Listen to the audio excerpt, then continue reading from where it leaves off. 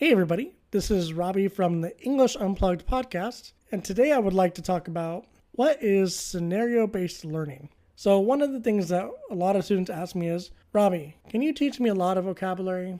Robbie, where is the best place to learn vocabulary? And I feel that this is like a really touchy subject for me because I don't believe in giving out a lot of vocabulary sometimes because I think learning a bunch of words doesn't really teach you how to use the language. So one thing that I've done with my students that I think they really like is, doing a lesson and it being like a role play. So for instance, maybe you're a tech professional needing to talk to a customer, or maybe you need to talk to a stakeholder. And usually what I do in this role play is usually I will provide like the material to have the conversation. So it could be like some vocabulary words that are specific to the role play, like the dialogue, maybe some phrases, maybe some idioms, collocations that are going to be put into dialogue that we will speak about. And then typically after we review those words, I usually will have me and the student talk about this role play. Usually go through and read it together and kind of digest what is happening in the conversation. And usually I will have them be the person that is the industry expert. So meaning if they're the tech guy, I will have them read the tech information. And then maybe I'll be the customer or the stakeholder and I will read that part. Once everything's explained, then we usually will reverse the role and then continue that role play again, but in different positions. And I feel that this is really, really important when it comes to learning languages because a lot of times students don't have the direct aim or goal for what they want to do when it comes to learning English. They just want to learn a bunch of vocabulary and say, oh, I'm a C1 speaker. And, I think that's really cool. I think that's a neat goal that people want to achieve, but it's not realistic. What I mean by that is, a lot of students, they don't realize, the language is meant to be functional, meaning I should be able to talk about different things in my life, maybe hobbies, meeting friends, going to the bank, whatever. And I should be able to process those conversations easily. So when people tell me I just want to learn vocabulary, I really don't know what to say to that because I don't find any benefit to it. So really, I would like to kind of talk about some benefits of scenario-based learning. So one of them would be engagement and motivation. A lot of times when you have like a scenario that you would like to talk about or work through, usually students are a lot more engaged, they're a lot more focused in the conversation, and they're willing to try. A lot of times I can give students like a list of vocabulary words and we can review them, and it's not really interesting. They don't really like it, they're not motivated, and it's usually kind of a not a good session for them.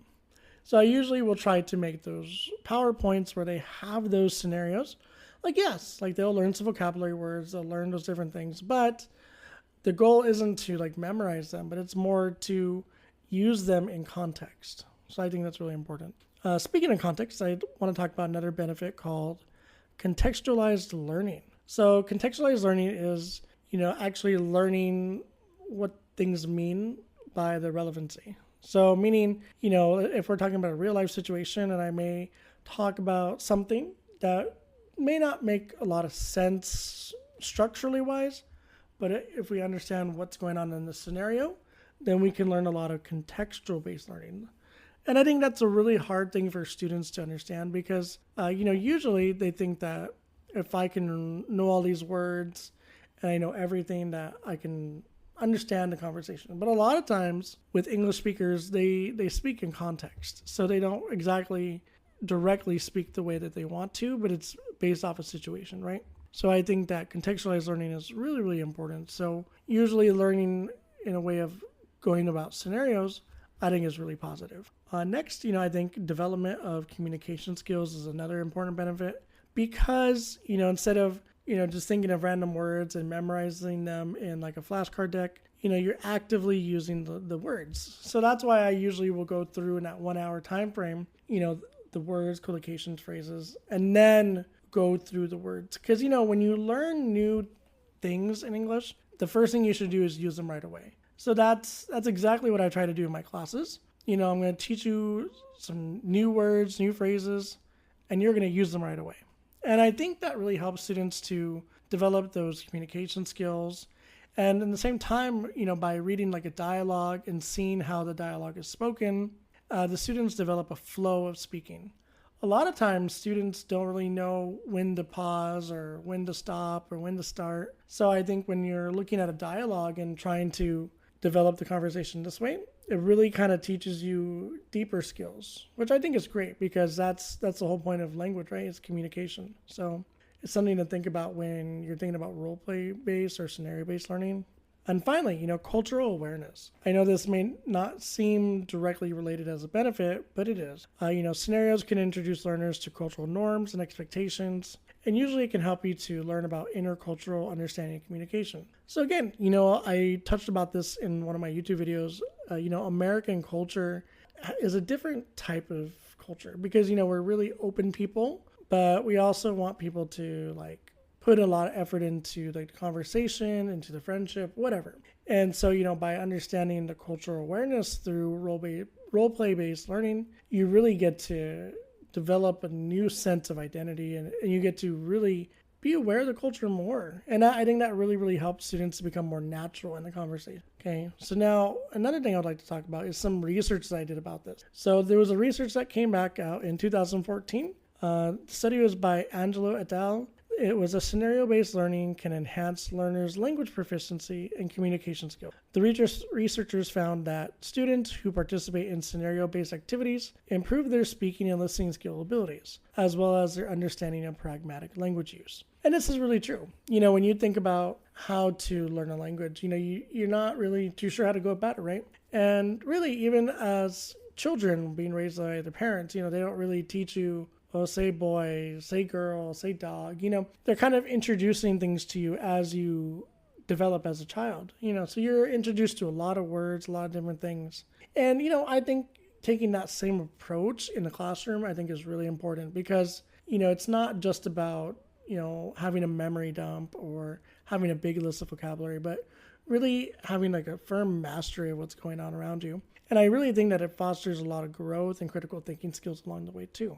That's why I also liked a study done by Jones back in 2007. They found that role-play activities can significantly reduce learners' anxieties, increasing their willingness to communicate and overall language proficiency. This is really, really important because, a lot of times I have students who have a very big vocabulary size and they're wonderful speakers, but their anxiety, their mind gets the best of them.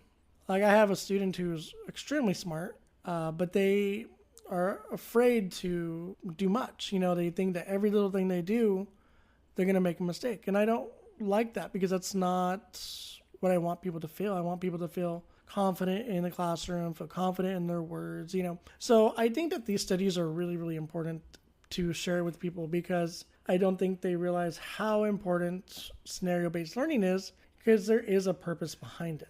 Now, I will also give an example of scenario-based learning. For many of you who don't know, I speak Spanish. I've been speaking Spanish now for maybe 4 years. And, when I first started learning Spanish, I didn't learn just a lot of basic words. I actually learned how to do my job. I worked in a medical facility for about 2.5, 3 years.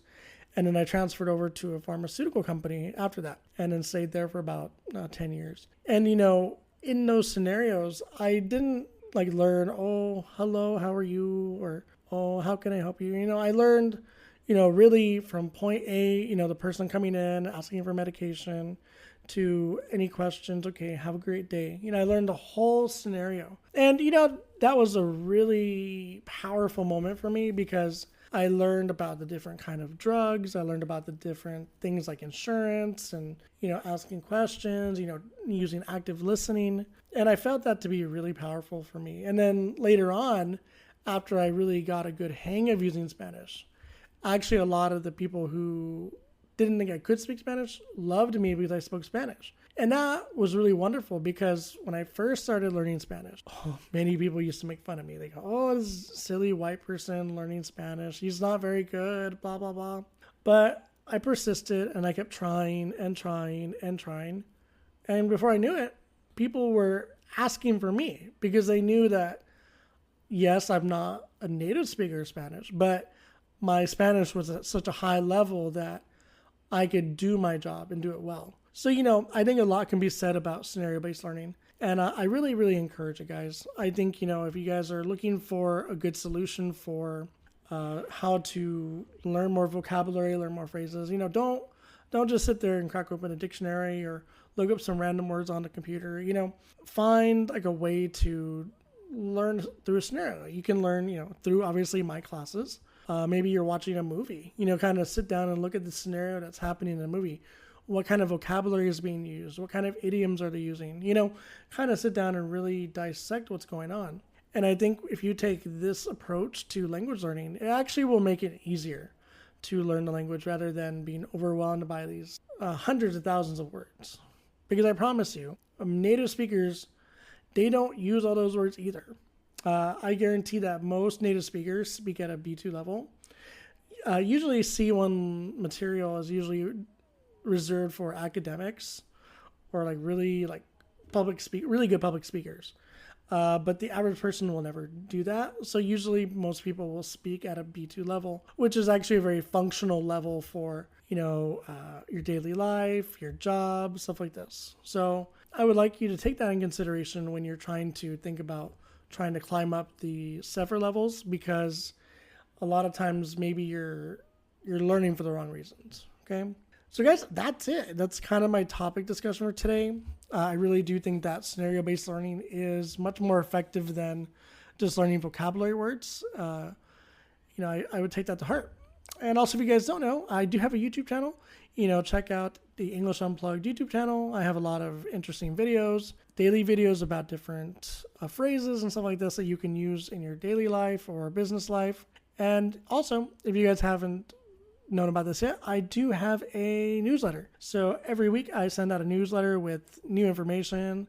Yes, I do new vocabulary words, stuff like this, because I feel like this is exclusive for the students who are actively learning from me. So if you guys want to check that out, I do have the link below.